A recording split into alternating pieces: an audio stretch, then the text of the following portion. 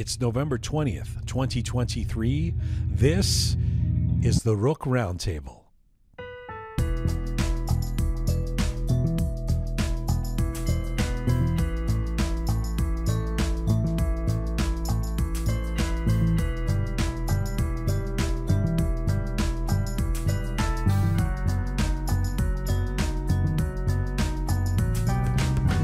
Hi there, welcome to the Roqe Roundtable. I'm Jian Gomeshi. Hello to you from Toronto. Hello to you from Canada. Salam Dostan Aziz. Durud Bashama. Hope you are doing well wherever you are tuning in from around the world. We at Roqe Media are on our ongoing mission to build a new audiovisual encyclopedia of Iranian diaspora identity, or just have conversations from, to, and about the Iranian diaspora and beyond. It is the Monday Roundtable, where we examine, discuss, debate issues, ideas, fun stuff of the week in the Iranian diaspora. In the studio, she's our regular Roqe Roundup specialist and a producer for us here, smart Pegah Ganji. Hello, Pegah. Hello. Also in the studio, an Iranian-Canadian marketing strategist and designer, Resonant Raharu. Hello. The triple R, hello. That was a very seductive hello. Oh. Hello. Wasn't meant that way. Well, but yeah. And joining us from Washington, D.C. this week, he is a distinguished Iranian-Canadian cartoonist, journalist, and blogger. He is known among Iranians for his regular presence on BBC Persian, Iran International, Radio Farda. He also runs a website called albanganiran.org, which covers Iran's water crisis. He's been deeply involved in exposing environmental issues and discussing democracy in Iran for years. Please welcome Nikahang Kosar. Hi there. Hello. Good to have you, Nick. Likewise. Good to be with you. All right. 4 topics for this Monday Roundtable. By the way, I was going to tell you guys, I was going to catch you up on something, which is that, remember we had the conversation about the coffee and how I drink, not Nescafe, how I drink yesterday's coffee. Oh, yes. By putting it in the microwave. Because I don't want it sarfajui. Oh, sure. I don't want to waste the coffee. Okay. So literally, sorry, you want to sarfajui. That's right. I want to. Good catch. I don't want to not sarfajui. Yeah. That's Okay. Yeah. So today, almost like the universe intervening, saying sometimes forget the sarfajui, right? Waste the coffee, brew some new stuff.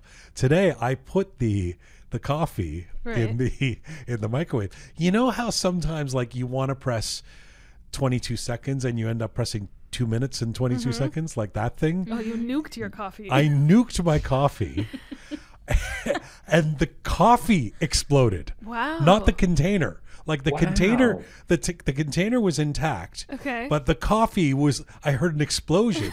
Wow. And then I was like, oh my God, it's been some 10 minutes since I put the coffee in the nuclear machine. From the universe. I opened it and there was coffee all over the microwave, but the container, so the coffee was reacting. It was saying, listen, this ain't no Persian tea. Don't be so protective. Don't have such propriety over me. I was gearing up to hear you say that, it's spilt in your car or something like that. Yeah. And that was going to be Good Ghormeh thing that Sabzi wasn't and Ghormeh coffee. Sabzi. Would that it would spill in my car to offset the smell of Ghormeh Sabzi. Long story, you don't need to hear it right now, Nick. But anyway, that is the universe paid me a there you go. For those of you who don't believe in nuking your coffee the next day, that's what happened today. For this roundtable, we usually have 4 topics for this Monday. Here are the 4 topics. We'll go through them one by one. The first up is going to be suspending Khamenei on X, formerly known as Twitter, the artist formerly known as Prince. That's a suspending Khamenei on X with a question mark. Should Ayatollah Khamenei, the supreme leader, be suspended, be banned, be canceled for his notable inaccuracies, misinformation, and hate speech on Twitter or not? We'll get to that question, which is relevant again. Elon Musk has just been asked about it this week and gave an answer. Second point on the roundtable, the heroic and famous rapper Toomaj has been released from an Isfahan prison. What does this say what does his early release, at least given that he was meant to spend years in prison, despite his horrible treatment in prison, what does it say about the state of the uprising and the regime? I want to hear from all of you guys on that. Number 3, Iranians and Insta filters. There is a hook to this from the last couple of days. And are Iranians disproportionately into presenting alternative versions of themselves in social media using filters and editing equipment, etc.? And finally, Pahlavi positioning, a new interview with Reza Pahlavi and some of the things he said. The interview itself, what does it say about where the Shahzadeh has sort of positioned himself at this point vis-a-vis moving forward with Iran? It's a notable interview. It's already got well over 500,000 views in a couple of days. So we'll talk a bit about that as well. Ready? Mm-hmm, okay. Let's do it. Nick, you good? Yep. All right. Number 1, suspending Khamenei on X. So should Ayatollah Khamenei be suspended on Twitter? The Iranian supreme leader is notorious for using his Twitter accounts to incite hate and violence and disinformation, yet his many accounts in multiple languages, by the way, still exist on the platform. Languages include Persian, English, Spanish. He regularly posts content that would and perhaps should violate Twitter or X's policies.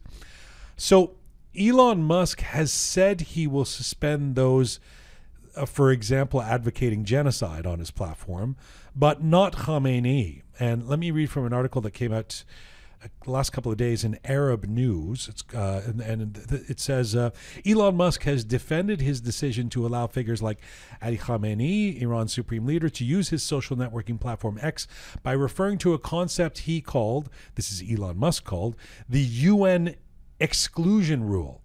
During an interview on Joe Rogan's podcast, the entrepreneur drew a comparison between the presence of officials from sanctioned countries at UN buildings and their presence on his social media platform. Musk said, "We do have a kind of UN exclusion rule. You can have, say, the Ayatollah who would prefer that Israel not exist, but he's allowed to go to the UN building in New York. Generally, officials from Iran do go to the UN building, even though they've been heavily sanctioned countries. Similarly, you do want to have the leaders of countries represented on social media. You want to hear what they have to say, even if what they say is terrible."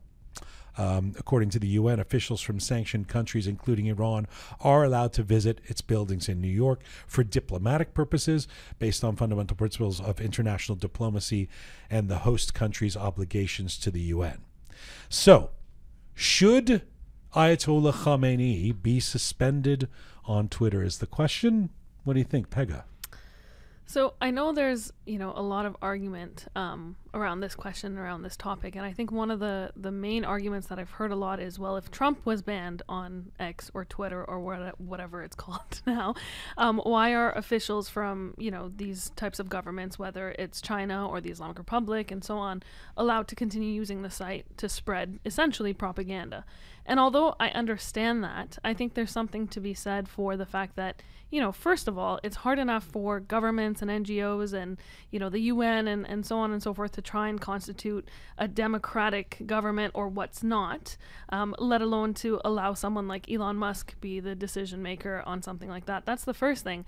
And the other thing is that, we're in a time where there is such escalating geopolitical tensions that I think limiting the conversation would do more harm than good. How so?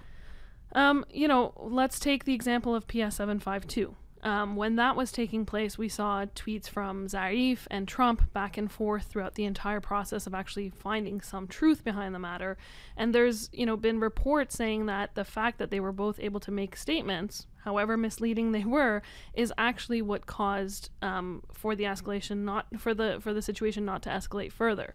So it was that openness, it was that ability to have those conversations, it was the ability for the global audience to see those misrepresentations and misleading spins that resulted in, continuing and finding out more about the situation. Okay, I've got some comeback on that, but let me hear from others first. Nick? Look, if Elon Musk owns Twitter or X, whatever we want to call it, he has the right to do whatever he wants, but he's now counting on the participants in this big conversation, millions of people being on this platform. That's how he can continue making money, if he makes money out of it, because I've heard that he's lost a lot of money. Yeah. But my own opinion is that, first of all, if we consider Khamenei somebody who spreads hatred and somebody who is a symbol of terrorism, why should we give a platform to a terrorist? On the other hand, some say that, okay, when you give this platform to somebody like Khamenei, he's like a rattlesnake. Whenever he just rattles, you can understand where he wants to go, who he wants to sting. But we know he's a snake. He's a monster. So what you want to learn more about him?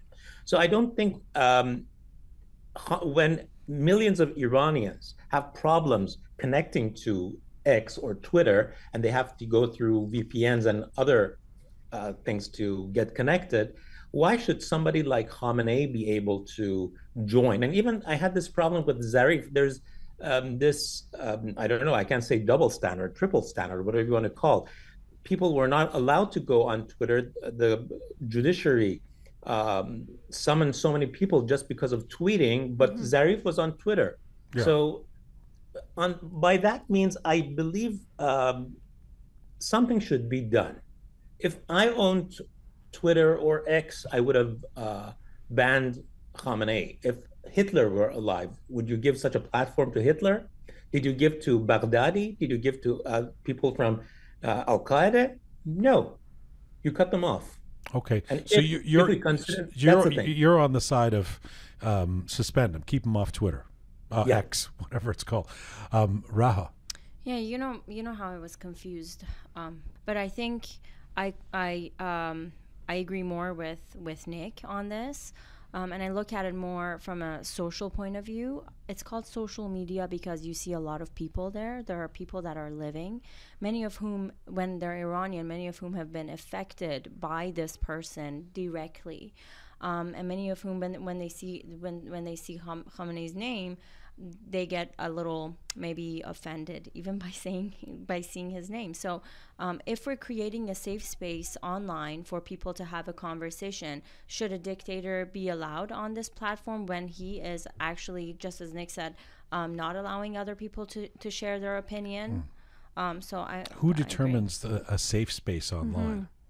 What do you mean, who determines? Well, I mean, it's hardly a safe space. It's been anything but a safe space for me. I mean, what is it a safe space for you? Yeah. And whether Khamenei's on or not, I don't feel safe in it. But there's a limit to how violent you can allow this platform to be. I'm going to draw an example. So in 2019, there was this girl called Bianca Devins who was murdered by his boyfriend right on social media.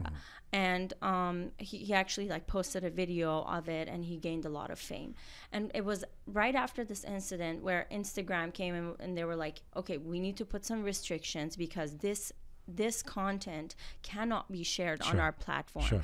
And on the other hand, it became such a big thing that everybody was posting it. It became the biggest topic of that time, to the point that her family were so hurt that they started this other campaign, and they called it Pink for Bianca, something like Pink Clouds for Bianca or something.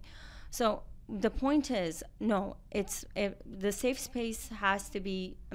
I don't mean it to. I don't mean you can create a completely safe space, but to a very good extent, you have to limit how provoking someone can be on the platform. Straight. Let me. I see you've got your hand up, Pega, which is very orderly. But let me just come back on a couple of things before I go to you, Pega. First of all, I think it's ghastly, it's horrendous to see Khamenei on X.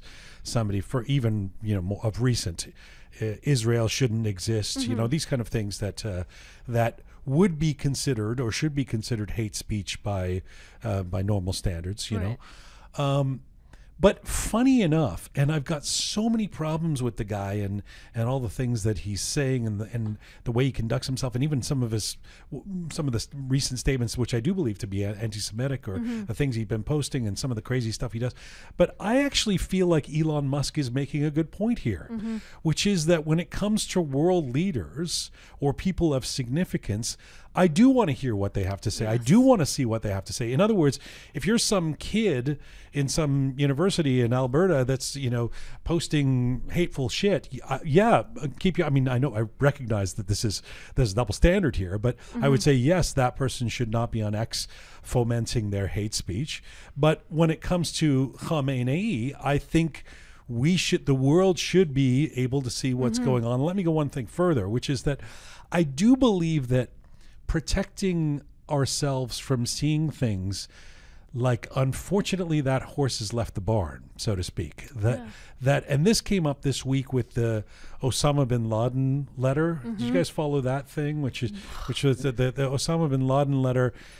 Yeah, madness. I can't even believe we're at that point where, for some reason, on some campuses, without a proper education of what's going on in the world, this letter has reemerged, and some folks are sympathetic to it, or thought that it was, made some good points or something.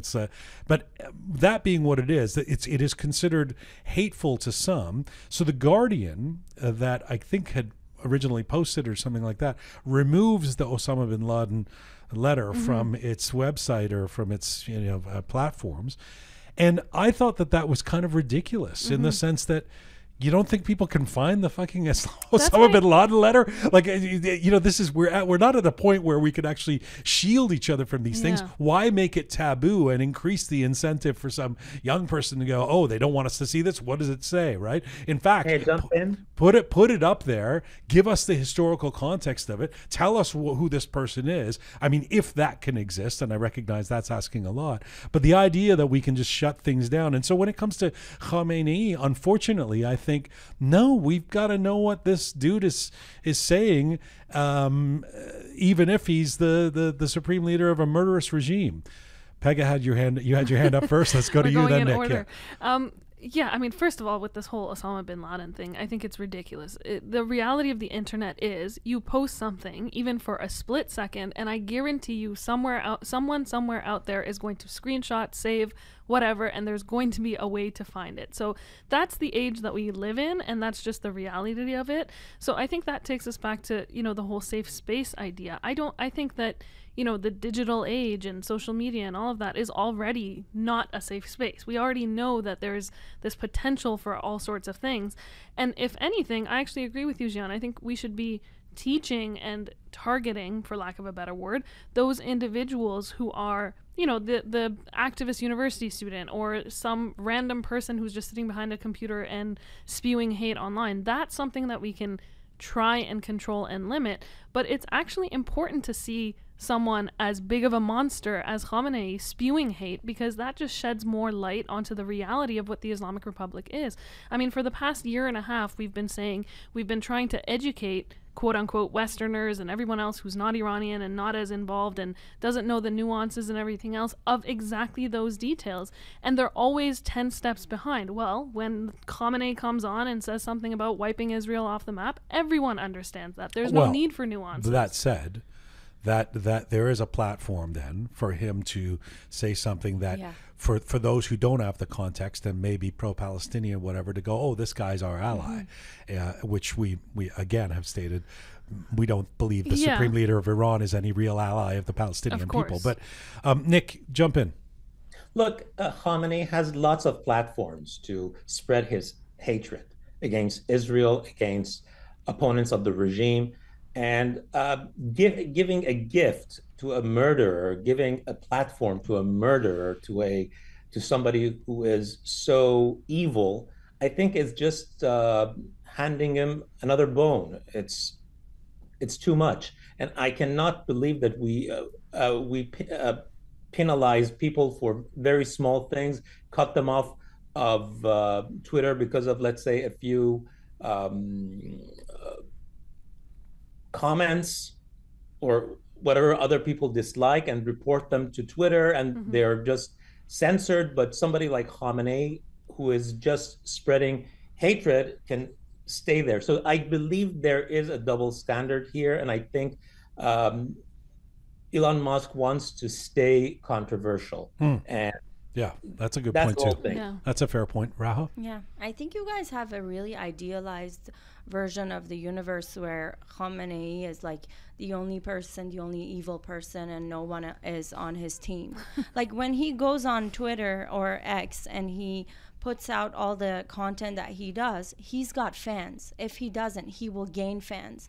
That's the idea behind social media. You can express yourself and you can get followers. You can get people to come to your cause and join you, and that's what he's doing, and it's to some very good extent working for him in this particular situation with Palestine and Israel. So no, I don't agree with oh, let's just see what this guy says because the world will know. I mean, how many times have you seen him lie, spew hatred, and other, like, we as Iranians Well, we didn't say know- let's just see what this guy says. We said we can't put our head in the sand.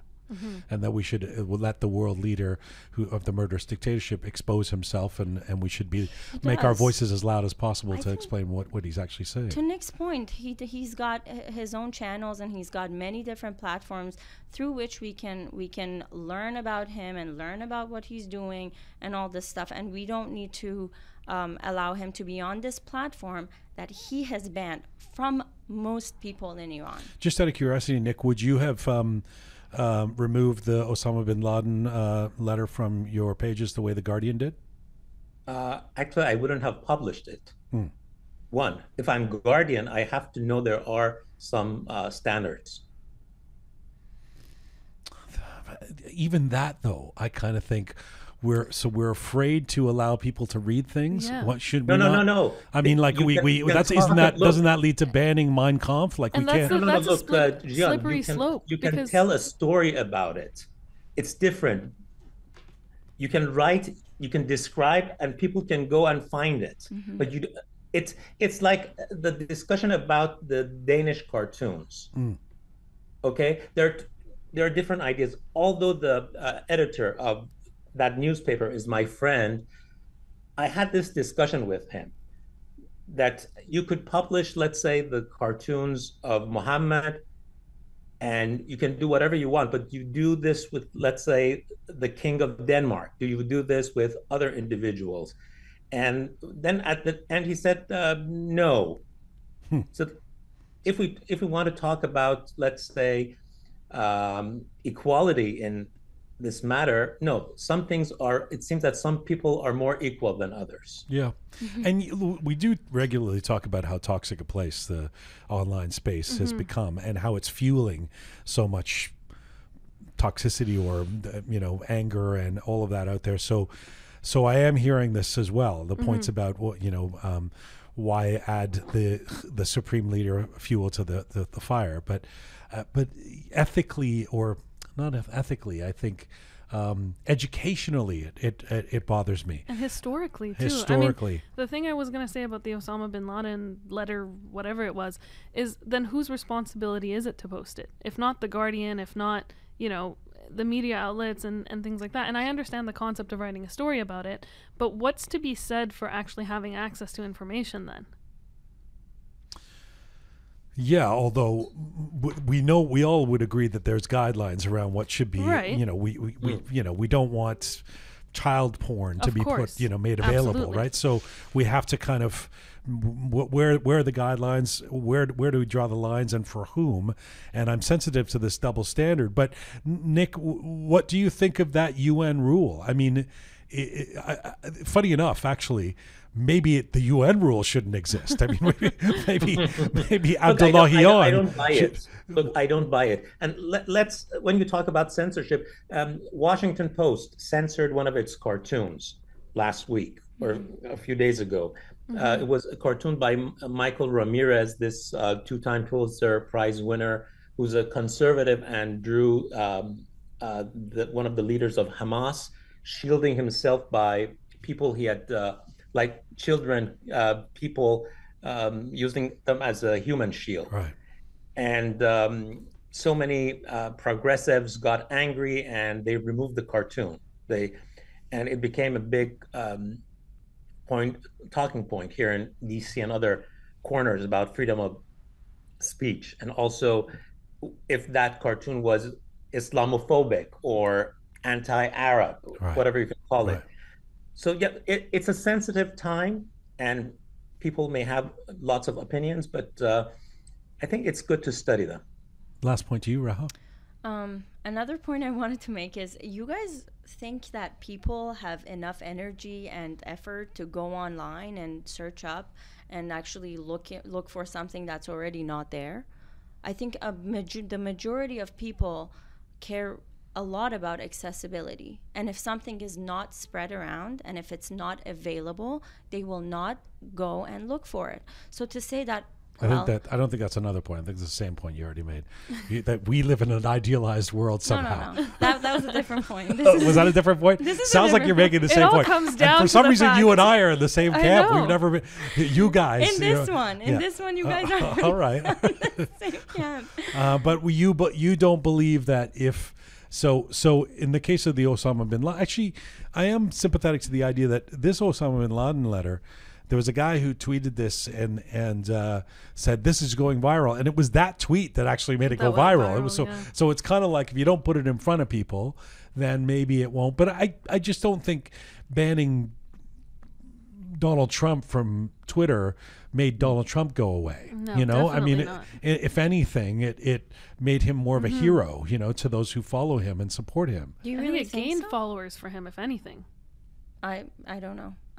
I don't think so, actually. Well, he's leading in the polls in America, in Nick's country, or at least Nick's adopted country. Good luck. Let's go to item number 2 on today's roundtable. And Toomaj Salehi being released. This is the Iranian rapper who I think we all would have celebrated on one level or another seeing him released. There was prominent Iranians around the world posting pictures of him.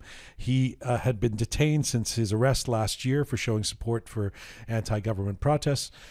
He was released on bail from an Isfahan prison on Sunday. The 33-year-old rapper spent a year and 21 days in prison, including 252 days in solitary, during which he was subject to physical injuries. This is according to his official page on social media website X, formerly known as Twitter. I mean, when can we stop saying the formerly known? I don't even know. Yeah, Just the say whole X. thing. It's a disaster. I'm curious. You know, I saw the Toomaj release, and obviously was kind of filled with. Well, I was very happy for him and for those who so passionately fought to get him released. Of course, there are many others still incarcerated. He had become sort of a cause célèbre, and so people knew about him and talked about him. And it was good to see him in seemingly, I mean, I don't doubt that he's been through physical and psychological torture, but he seemed okay. He was in one piece. But I also thought, because I don't trust anything the Islamic Republic regime does, I thought, what's going on here? Why release him now?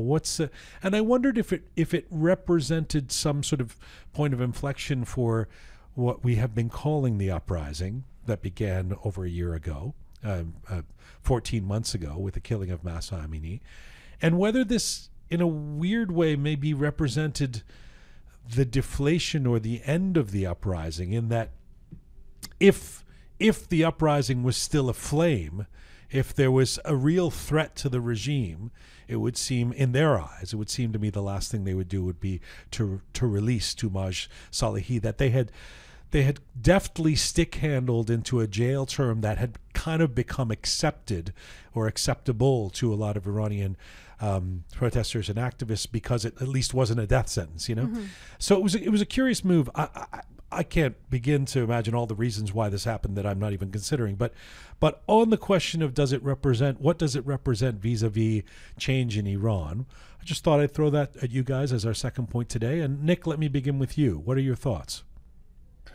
I think the judiciary and the system are actually sending out this message that we're not scared of Toomaj anymore. And we've contained the situation. If true, if that's the message, they're confident.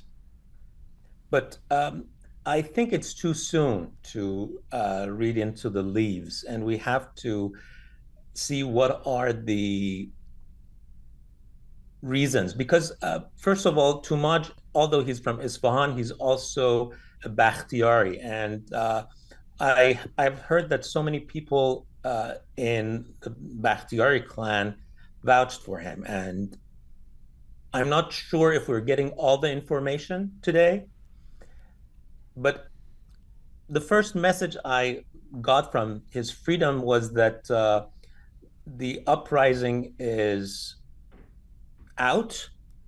We don't have it anymore, and the regime is confident that Toomaj cannot harm the system, because in the very first days of the uprising, Toomaj was very active. Yeah. And was sending out messages all along. The agents were following him, were trying to arrest him.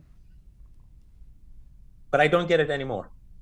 Yeah, that's kind of my point. My reaction was, it literally within the same minute was, Toomaj is released. Oh, Toomaj is released. Like what? Great, but what does that actually represent? And I that's exactly my point. That that while we can't read into the tea leaves maybe excessively, that why would the regime do this if they considered him or the situation to still be a dire threat, especially because there was no other, there was no reason to. He's sort of, it's all been done and he's locked away, and Rahul. I was actually very happy that he was released, but just same as you, I was confused as to what the reason could be. I looked around for news, and I found out that in southern, especially parts of Iran, there have been some uprisings. I don't know how accurate the news that I got is, because it's from outside of Iran, and we know that that's not accurate sometimes.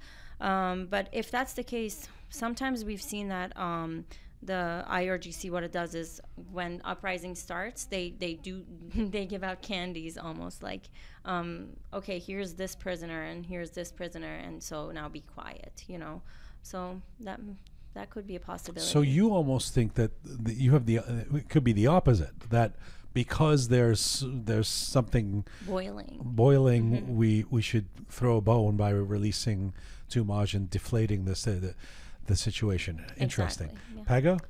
I just think this was a show of power by the Islamic Republic. The reality is that, there's still thousands of prisoners being tortured, imprisoned unjustly. Every few hours, there's one person who's hanged to death. There's families of individuals who have either been murdered or imprisoned, who are still being harassed day in and day out.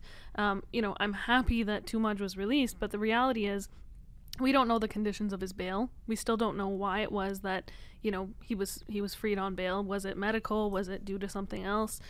We don't know what exactly he went through during the time that he was there. Surely it was physical and mental torture. And all of this is just, to me, basically the Islamic Republic did this and is kind of saying, even if he's out there, he's not going to do anything else. So it's just the same as him being imprisoned. They've essentially done something to him, I believe, that except for the international pressure and people in the diaspora kind of pressing on this fact that they wanted him released, what's going to happen with him being free now? Is he going to be able to be vocal the same way he was? What's going to happen to his family, as we've seen to the family of so many others? What's going to happen to him?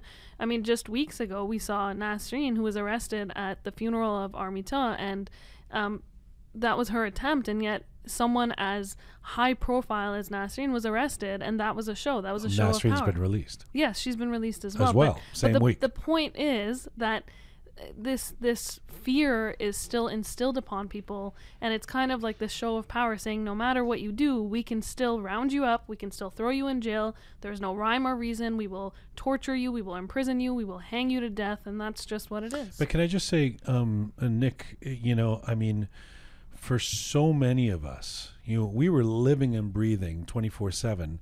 Those of us outside of Iran, let alone the people who were on the front lines in Iran. Right. This time last year, there was a real belief in the possibility that we are going to sooner than later see change in Iran, that this regime was on its last legs, et cetera, et cetera. And then a few months ago, that, kind of transformed into the revolutions have ups and downs, and they go through, maybe there's a few weeks that'll be a little quieter, but the uprising is still happening. It's still, in everybody's hearts, and they're all ready to go. And then there's a further down the road version of that, which is, every few years there's going to be another uprising, and it'll be bigger next time. And I don't think many people, including myself around the world, want to concede perhaps that it hasn't happened this time, that things have really died down. But that's certainly the way it feels. Nick? Look, one thing that comes to mind is that this movement was a leaderless movement. And though we thought that we may have, let's say, a group of people who could join forces and become the leadership, whatever you want to call it, of this movement, it didn't work out very well. And individuals got into infighting, fist fighting, whatever you want to call it, and it distracted many from the whole objective of getting rid of this regime and seek freedom and seek democracy. So I think so many are, in a way, in a distrust mode, if you will. And the regime has understood it. And the regime is actually very good in creating fights among members of the opposition. And when you see that some people who were arrested by the regime and were freed on bail after accepting possibly so many deals, and then moved out of the country and then joined different political leaders, you feel that, they are somehow controlling these political leaders out of the country right now. So I don't want to name names, but I don't think I can be hopeful with these individuals who wanted to become the leaders of the movement. And without a good leadership and without a good objective, I'm sure that the regime is really happy with what's happening with the diaspora and all those political figures out of the country. Yeah, I think that's a really, really, really good point. Creating the kind of divisions we see in this roundtable with Raha saying, "You guys are being idealistic." These idealistic That really approaches. hurts you. I think the regime is behind it. Is all I'm saying. The tentacles go far and wide to the Roqe roundtable. Any other points you guys want to make about this? The release of Toomaj and Nasreen? Not so much a point, but I did want to read a quote from Toomaj upon his release, and I think this is something that a lot of people have either seen or read. But I just thought it was amazing what he said, and I wanted to share that. So upon his release, he mentions, "I thought the saddest situation was being alone under the tortures of time. Now I understand that being released alone when others are still detained is even more bitter." Yeah, I thought that was great too. Yeah. Good? Yeah, very all good. right. We are coming to you on rookmedia.com. It's there that you can link to all of our platforms: Spotify, SoundCloud, Apple Podcast, Instagram, CastBox. If you want to see visuals with Roqe, switch over to YouTube. If you want your descriptions and bulletins in English and in Persian, check us out on Telegram. And if you want to support us, do it by supporting. You could also do it by pressing the support us button on the Roqe Media website, and that leads you to our Patreon page where you can become a Roqe member. rookmedia.com. We really appreciate when you guys support. All right, number 3 of our 4 topics today. This is kind of I guess it's kind of a fun one, but it may be the most consequential of any of these topics when it comes to Iranians. I posted a little fun thing on my Instagram yesterday, and I can take absolutely no credit for the creativity of this piece. It's a French journalist, cartoonist, actually artist, who drew this this picture of the Mona Lisa, and then it had the Mona Insta and the suggestion being that the Mona Lisa in the time of Instagram would be this highly edited, filtered kind of different looking version of the Mona Lisa with a little pointy nose, high cheekbones, big breasts, and all the augmentation that can be done through social media apps and like Instagram. And funny enough, there was a lot of people who liked this or were laughing at it, etc., and were sending me notes about it. But I felt like I just had a little suspicion inside me that this resonated with Iranians somehow. That it, of course, is something that is universal. That Instagram is that those filters weren't just created for a Persian audience. And last time I looked, I don't think the Kardashians are Iranian, but I do feel like it's something that Iranians do.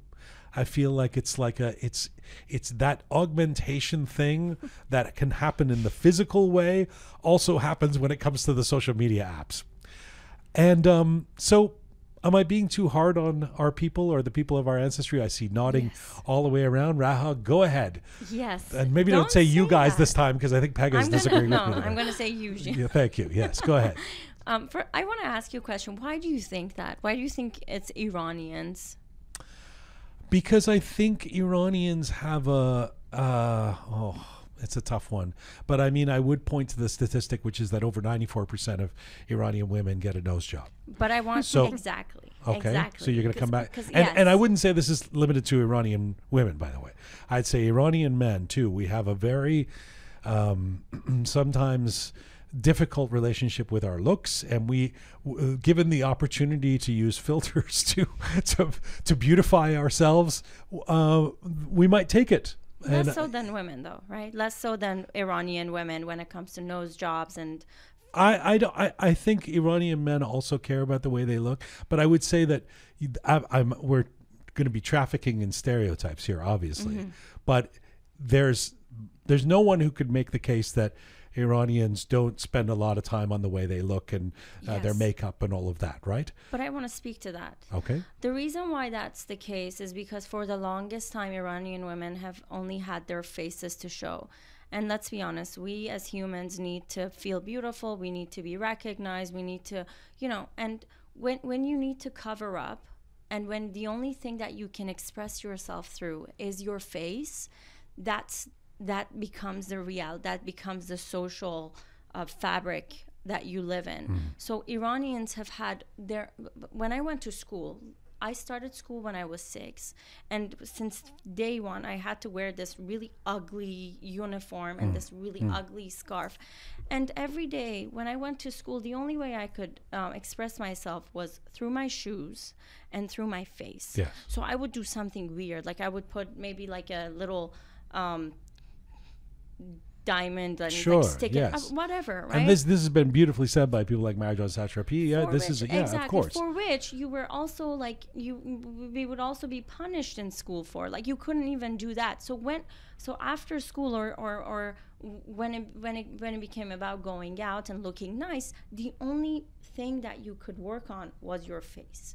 And so I think that justifies why you would think that, but I don't think on social media that is the case. I think that on social media, everyone around the world uses all the filters.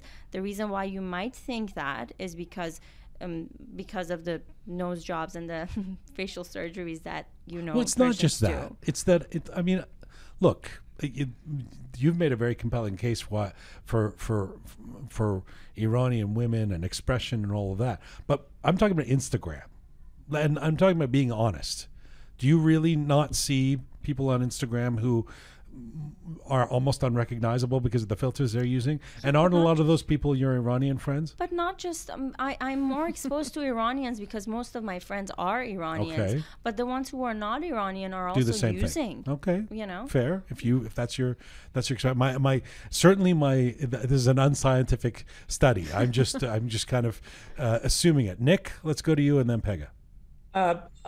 It's not just an Iranian phenomenon, but also we have to think about how many plastic surgeons do we have in LA who are Iranian as well, and who have passed this sensitivity to many non-Iranian women in LA. I have seen it a lot. So it's Iranian and not Iranian. But as long as we have too many plastic surgeons who are making money out of this, and many Iranian women and men are actually their customers, whatever you want to call it, I would agree with you on this. It seems that we hate our own realities. We don't like the picture we see in the mirror. Thank you. Exactly. This round fucking face of mine. If I could find a filter, I just don't know how to use them. No, and by the way, I found it interesting so far the two of you start talking about women. I didn't say anything about women. I was talking about Instagram filters. Mm-hmm. And by the way, I know a lot of dudes who use those filters. So, and they happen to be Iranian. And maybe that's just the wrong sample size. But I don't see my Canadian non-Iranian friends doing it as much. That's just maybe because they're indie musicians and that would be bad for the brand. But Pega, go ahead. You know what? I think technology as a whole has changed the way that we form our identities, represent ourselves, and relate to others. And are you reading something? No. Did you write something? Oh, well, I have my notes prepared, but I'm going off my notes, of course. Listen, I come prepared, all right? Okay. You don't call me Smart Pega for nothing. That's right. Yeah. Got to live up to Who the wrote name. this? Who writes your stuff? Is Myself. it, Thank you very much. Right, yeah. But what I was trying to say is that the reality is that technology has changed all of this. I mean, let's look, predating these apps and filters and things like that. The only thing that we really had to compare to was celebrities and the individuals who had access to those plastic surgeons. And so society as a whole would be comparing themselves to celebrities and individuals who went through those procedures, Now you have 10, 12-year-olds who have access to a smartphone, and all of a sudden they're comparing themselves to these, augmented images that are really not reality and nowhere near that. So I don't know if I would agree that it's just Iranians. I think I didn't say it was just Iranians. Well, not even more so Iranians. I'm sorry. Let me backtrack. I said I had a suspicion that this resonates with Iranians. Even that, I don't know if I agree. I think it resonates with everyone because of the fact that we're constantly comparing ourselves to this bigger idea and this bigger image now. Again, it goes back to access to information and technology and all of these things. I think everyone across the world now has access to things like these filters, and as a result, everyone on every single scale is continuously comparing themselves to it. Now, what Raha said about face and Iranian women in particular, that really actually, made me think for a second, because I had never really thought about that approach to it, and why maybe for myself as well, when I'm looking at my Instagram profiles, and because I have more Iranian friends than anything else, do I see more of that? But that definitely makes sense. Raha, how do you feel in general as somebody, as a marketing guru, as a genius of the digital world? You don't think you're overplaying that? Yes, I do think I'm overplaying it. Yeah. Don't do it. How do you feel about these filters and the filtered existence we live in? How do I feel about the filtered existence that we live in? I think they're just becoming, there are these tools that are created, and then we always find a way to express ourselves through them, and this is just another example of that. If in the future we have a tool which can basically allow other people to see you in a different way, then we start creating in that space and in that platform, and we start expressing ourselves. We are expressive creatures, and we like being different, and I think that's where all of this is coming from. And just because we have a very generous way of looking at it, though. You don't want it to, I mean, what about the pressure that a multi-billion-dollar beauty industry places on all of us to look a certain way, and that people are now using digital devices to post incorrect versions of themselves to feel better about themselves? Doesn't that seem a bit dystopian? Go ahead. Sorry. No, let Raha answer that first. I never said that there are no shortcomings in this technology, and there's nothing bad about it. Obviously, with every technology, there are pros and cons, And in design we call them disruptions. So every tool or every technology that is created comes with pros and comes with disruptions, and it's only through understanding those disruptions and creating something beyond it that we go to the next step. Can we remove social media from our lives and remove all this technology? Absolutely not. We can never go back. We can learn from it, and we can understand where we're going wrong, and we can create something and on the side of it that helps.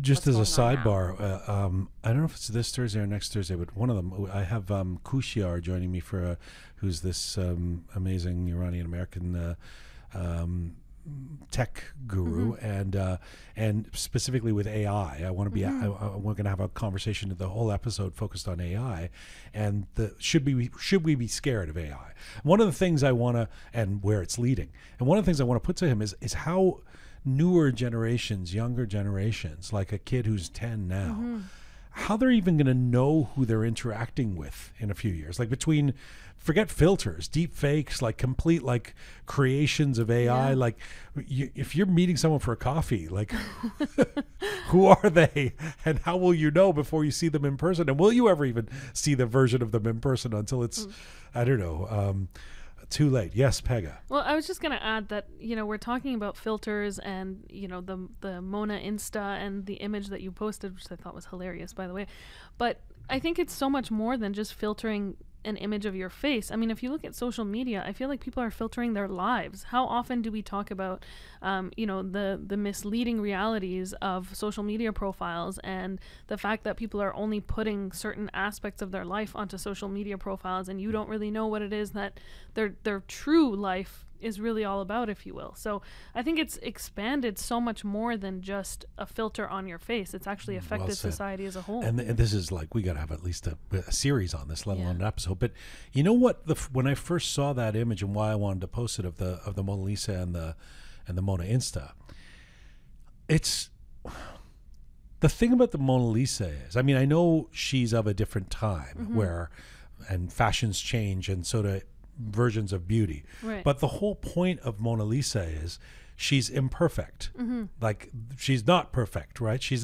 And so the idea that what the commentary that I felt like this cartoonist was making was the search for perfection leads us to change something that's beautifully imperfect and turn it into something cookie cutter or something, perfectly ugly. Well, or perfectly indistinguishable from, and that very much resonated. It's the loss of in music, I would say, like, one of the great things about punk rock music or music of it's that it's imperfect, that there's the meter goes out or the bass guy hits the wrong note or whatever, and that if you take that and create it entirely by machines, you're going to miss those imperfections. It's not going to have soul. And Mona Lisa's face is lost when it's turned into an Instagram filtered version, right? But maybe I'm going too far with that. Go ahead, Nick. May I add something? Yes. Yeah.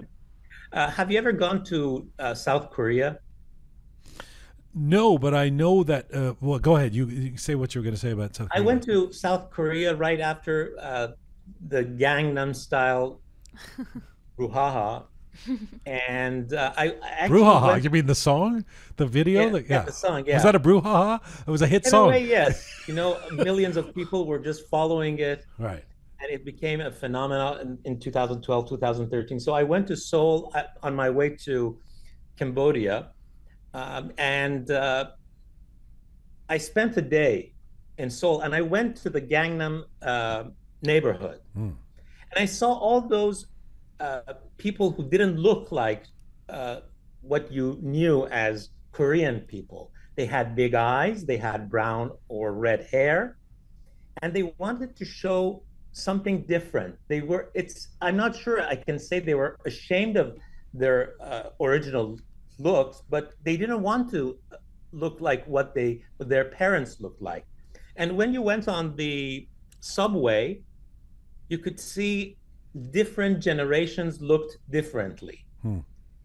So I think we have to study a little bit more and further to see how has this worked out in other um, nations, other cultures, and how other people want to filter themselves to to look differently. So you would have an other judgment or whatever you can call it about them. It's a little bit complicated, but I still think that many Iranians would love to use filters. And what did you say earlier? You said something like we're uncomfortable with our reality or something. Yeah, yeah. I mean, this didn't start with Instagram. I mean, or frankly, I don't even think it started with the revolution and No, having it to wear started with the mirror when you looked when. I mean, it started with Iranian parents saying, "Naro birun sefid," you know, you're going to get dark. Like they want, you know, we want to look whiter, or we want to look at like this idealized version of a Western kind of look for many Iranians. Look, we're Iranian men and we have big noses, so exactly. And I still regret not getting that nose job at the age of 16. Would have solved me so much heartache throughout the years, you know. Yeah. Although I always say I grew into my nose. So, you know, the nose was the same size when I was 12. It was just like this little kid with this huge nose, terrifying people. All right, let's get to point number 4 before we end off here. I've called this Pahlavi positioning. And I don't exactly know where I want to go with this, other than to say that Reza Pahlavi, the Shahzadeh, the crown prince, however you want to term him, did a very extensive interview on the Patrick Bet-David podcast this week. Patrick is a very successful Iranian-American entrepreneur. He's also a very clear Republican. He's definitely on the right of the spectrum and has been a Trump supporter, has been very outspoken in that way. And I thought it was interesting, the positioning of Reza Pahlavi doing this interview. Why was it interesting? One, because first of all, it was I guess you could say, I mean, Patrick Bet-David presented it as very comprehensive. It was indeed, in the sense that it was long, but it was a very favorable interview. It wasn't really a challenging interview. So he kind of went somewhere where it would feel safe, maybe. But I also thought, in terms of what it said about where Reza Pahlavi is right now, and I don't know if you guys saw the whole interview, but in terms of taking a side, being you know, positioning himself on a side of the spectrum, and I feel like we've increasingly seen over the past year Reza Pahlavi and Yasmin Pahlavi be more and more clear about where they're at on some of the bigger issues, and right now the big issue being Israel and Palestine, etc. They've been very clear that they're in the pro-Israel camp. Reza Pahlavi met with Netanyahu not that long ago. Yasmin Pahlavi was on the march last week in Washington for the pro-Israel march, and I feel like that's it's interesting, because I feel like if Reza Pahlavi was a figurehead, then that would be less appropriate or understandable, because he's not there then representing all Iranians. And I feel like somewhere like last year or over a year ago, there would be more of a tendency to be the representative of all Iran. If he's a political figure or a politician, it makes a lot more sense. And in some ways, I think that they should be applauded for being very clear. Like, there's no fence sitting. There's no sort of mealy mouthed, you know, this is, well, you know, we'll speak to all sides or whatever. This is like, no, here we are. This is where we stand on this thing, but it seems like it's an interesting evolution to a particular place on the spectrum. Am I reading too much into it, or do you understand what I'm saying, Nick O'Hang? Look, I think that, first of all, Reza Pahlavi wants to say that he's different from the regime that has always been for the Palestinian cause. That's one thing. So he wants to say, I'm not the regime. The other thing is that he understands that if we want to move towards, let's say, a different ruling system in Iran, we need to get connected in a way to Israel and consider Israel as an ally. But the thing is, when it comes to what happened in the last few weeks, many people who are, let's say, have a tendency towards the right side of politics here in Washington are supporting Israel. And especially after Reza Pahlavi's trip to Israel, you could see that many of his supporters are really approving this move. Of course, Reza Pahlavi is not waiting for people on the left to come and support him because they have never supported him, and I don't think they will ever support him as well. Those who are in the political left before the revolution or after the revolution. So yeah, he's Is that true though? Is that true? Would you say? I mean, this time last year, maybe not the far left, but don't you feel like that there were people all over the spectrum seeing him as an important sort of opposition leader? I mean, they may still be seeing him that way. I don't know that he was discounted by everybody except for the right. No, but there are people who consider him as a political leader, but they don't like him, or they don't like his cause. Many former communists, many socialists. Sure, that's true. Yeah. But the other thing is that there were, let's say, lots of former pro-reformist students in Washington or other places who were trying to examine him, or were trying to see what he's talking about, or what he is about, or what are his followers talking about. At the end of the day, I don't think Pahlavi was a powerful magnet for those individuals. And right now, after a year, you could see many of them are actually distancing themselves from even whatever positions they had last year. Pekka, what do you think? I didn't watch the entire interview. I saw clips of it here and there, and the first thing I noticed is that, I felt like the interview was geared towards non-Iranians more than anything else, just because of the deep dive into the story of the history of Reza Pahlavi and the way that, what happened with his father and how they went into exile and what happened to him thereafter and all of these things. So the clips that I saw were and that may be the case. Patrick Bet-David has a massive following, and most of them probably are non-Iranian. Exactly. So that might have been part of it. Yeah. And then, funny enough, I was actually looking at the link to the interview on YouTube, and I just had a quick look at the comments, because I always like to look at the comments, especially when it's anything to do with Iran and Iranian politics and things like that, just to see the commentary and the divide. And it was shocking to me that 90% of the comments were from non-Iranians. That was very eye-opening to me, and I thought... And what were they saying? I saw people, there was one comment in particular where it was like a woman who said that she was Irish and she had lived in Iran for the last years of when the Shah was there, and she was kind of mentioning her experience. And then there were other people, someone from Puerto Rico who had said that, they were a follower of the family, and that was so interesting to see. And again, just complimentary comments. And I think, again, that just goes towards the way the interview was done and the information that was presented. But that was really interesting to me to see that might have been the intent behind the interview. Well, we're also at the point, I should say, from a media perspective, where Reza Pahlavi has appeared in so many different places that the detractors are not going to run to watch an interview with Reza Pahlavi. So you are going to get a lot of supporters watching it, and or a new audience, and he performs very well. I mean, he was, he's speaking. He seems like a really nice guy when he's talking, and he's saying logical things. And certainly in contrast to the regime, he's like a dream. So yeah. And I think we talked about this a few episodes back, that we mentioned that he's become kind of the go-to for non-Iranian media. Yes, he's become the individual that a lot of the media outlets are reaching out to and asking for not interviews. Necessarily in the Iranian media. No, but in the non-Iranian media, that's what I feel. Raha?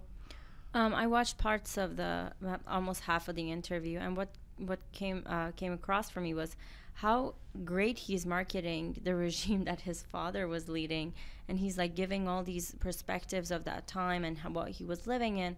And I kept thinking to myself, well, what happened then? Why would have people done this, Because if it's so wonderful and if it's so amazing, then what was wrong with us? So that's the question that keeps popping in my head. And at one part, one of the things he said was, "No, I don't want to be part of a regime that failed, or I don't want to become the Shah." But then the question is, why are you saying things like the streets are yours, go and fight, you know, like almost like a leader, or the things that Khomeini used to say before coming to Was Iran. he saying those in this interview? I missed that Not part. in this interview, but recently he made a comment on, do not leave the streets, kids, go to the streets, streets are yours. And then he comes into this interview and he's like, no, I don't want to be the Shah, I don't want to go back. I don't know. That was an interesting thing that he seemed to say. Is that not breaking news? I don't want to go back to Iran. Is it? I mean, No, Nick, he said it in this interview, actually. And the other thing is that, look, when he said the street is yours was in the 1-year anniversary of Mahsa's death. And he had asked people to go to the streets, and he expected a revolution. Yeah. He expected an uprising. It didn't happen. We had this talk, do you remember? Yeah. In that time, and I said, I don't expect nothing new to happen. Yeah. This is the whole thing. His advisors are nuts. And that's a big problem. Why do you say that? Look, he has chosen the worst people possible to advise him. One of the things that I admire Obama is that he chose a group of smart people who created one of the biggest campaigns in the history of the United States, and they actually built a movement. But what's the misstep that leads you to say that his advisors are nuts? He has lost the momentum. He's in Persian we call it forsatsuz, somebody who burns the opportunities. And when you have a smart group of people who understand better than you and can help you, they could possibly build a movement around you. Because Mr. Akhundi, who's an MP, member of parliament in Sweden. We were on the top of one of the mountains in Switzerland this summer, and we were talking about Iranian politics and also glaciers. But one of the things that he said that, look, Reza Pahlavi, if he wants or if he doesn't want, he's one of the major players on the political chess scene. So he's there. But if he wants to be effective, he has to understand that he needs to make some smart moves. I haven't seen smart moves from Reza Pahlavi in the last year or something. Not in even the first 6 months of the uprising? No. I disagree. I think no, that, look, I think until the Mansour sort of era, if you will, there was I actually think he was had this patrician kind of like, I'm here, I'm supporting, and I thought he acquitted himself really well. And I think he didn't move at all. That's why we thought that he may make. Well, maybe that was. I mean, I could make the argument that that's a good thing to just don't declare yourself, just kind of be there, and be a symbolic heir apparent or whatever you want to say. I also I do take your point, because I think there's certainly, it'd be hard not to say that there's been a missed opportunity for Reza Pahlavi at this point. But on the other hand, isn't it also, Nick, a measure of where we're at in general? I mean, if Hamid Ismailoon could draw 100,000 people in Berlin at this time last year, I don't think he could do that today. I mean, I think that was a one-time what they call one right. hit wonder. So I mean, who has the momentum still? Does anybody still have the momentum? No, right? Yeah. No. Sorry, that's a problem. It seems that we Iranians want I don't know, a miracle, to see a miracle coming out of one of these leaders, and then to follow that prophet. But it doesn't work like that in the real world. So when we understand that, that individual has his own faults or problems and is not a prophet, we just leave the guy alone. Right. or strong men. We like that too, apparently, Strong throughout men. history. Yeah. Yes, Pega and then Raha. I was just going to say that I think it comes back to what we've said, time and time again in recent weeks about where we are as Iranians, whether inside Iran or outside, and how we feel with regards to the uprising. I mean, you certainly don't see people out on the streets the same way that you did, 8 months, 10 months ago. And there's so much that has happened, and rightly so. Don't get me wrong. I'm not saying that there's an expectation that people should be still out there because of the atrocities that have taken place, the murders, the imprisonments, the torture, so on and so forth. But we've seen a shift. We're really not in the same space emotionally, or even, our heart's just not in the same place, if you will. And I think that has a lot to do with what we're seeing in quote unquote the leadership as well. Raha. Yeah, I agree with Pega and Nick. Obviously, there's no question that Iranians are not united, but I remember very vividly that last year there was a point where everybody was waiting for him to comment and come out and send a video and do something, and he didn't, to the point that people were sharing tweets and Instagram posts on, oh my God, leave this guy alone. He doesn't want to do it. I remember people posting his picture and writing. So then he can't. He's damned if he does. He's damned if he doesn't. Because no, he should have at that time. That's where I really agree with Nick. He had the opportunity to make a difference. Well, that's what he's doing now. He's not. This is not the time. The momentum is not there. I don't think it's the right time to do it. It's kind of like, okay, now that the storm has passed, you're like, oh, let's go. You lost the chance. Well, he was. I mean, there was those few glorious. I mean, there was that L.A. rally where he was hugging people, and it just seemed like that we, we're on the way to Tehran. Let's go. We're taking over. Let me add something, Sure. Jian. 11 years ago, I interviewed him about Savak, about how political prisoners were tortured. And he was clearly against Savak and anything that undermines human rights. And in this interview, you see another rhetoric or mindset.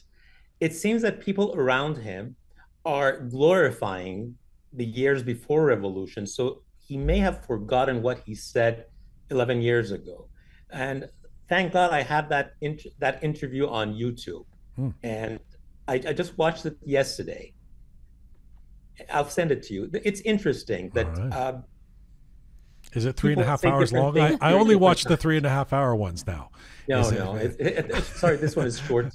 And by the way, I feel like it's not just the loss of momentum. It's kind of worse than that in terms of the way Iranians are feeling. It's a cynicism. Yeah. It's like, fuck That's it. true. That's what really hurts, right? Yeah. It's not just like, it didn't happen. Let's see what's coming around the corner. We're all, it's more like, ugh, I give up, and that's really, and I know that there are people out there who aren't feeling that way and who are still in the trenches and who are still, God love them, every Saturday out there protesting or whatever. But that seems to be the prevailing kind of feeling sometimes, and it's a really sad one. And right? I think there's so many people who are just sick and tired of hearing such horrific news coming out from inside Iran. The deaths, the killings, the torture, the rape, the hangings, the harassment of families. It's never ending, and but that's a prescription deflation. for inaction. Yeah. Right? I mean, you could say, yeah. And the regime is executing people on a higher rate these days. Every 6 hours. Yeah, how about that too, right? Yeah. Here we are talking about Toomaj being released. And attacking Israel. What's that? People are paying attention. Whenever something happens out of Iran and people are paying attention to these events, you see more executions. Exactly. My dad always says when they do something like releasing prisoners, he's like, like right. they're doing something malicious again. Well, on that high note, yes, great way to end things. What a thrill! It's. I have to say that was a really, really interesting conversation the whole way through. Thank you, guys. That was really, really, really great. Nick, it was a pleasure to have you joining us from Washington. I hope you'll do it again. The pleasure is all mine. You're so generous. It's great to have you as part of these things. Thank you for doing this. I enjoy it. Resident Raha, the triple R. Thank you as ever. I forbid you to use your iPad in front of you, and Yes. and you did well without it. You see, liberated from your device, your screen. And Pega, even though you were reading everything you said today, I appreciate you, and as ever, I love these statements. Every episode, it's something. Yeah, well, I'm still trying to figure out what. Thank you, Pega. Thank you, you. everybody. And this is full time for the Roqe Roundtable today. Our website, as always, roqemedia.com is where you go to see all of our previous episodes and commentary, etc. roqemedia.com. Thanks to the amazing team who put this show together. Super Parisa, talented Anahita, savvy Roham, methodical Kaveh, bearded Omid, smart Pega, resonant Raha. Thanks to Nikahang Kosar today. Follow him on various platforms that you can find him on. Just like Khamenei, you can find him on various platforms. Thank you to all of you out there supporting us and sharing our content. Please subscribe if you haven't done so already on any or all of our platforms. You can find Roqe Media on Instagram at Roqe Media. You can find me on Instagram at Gian Gomeshi. In the meantime, as ever, if you will, Mizun Bashi.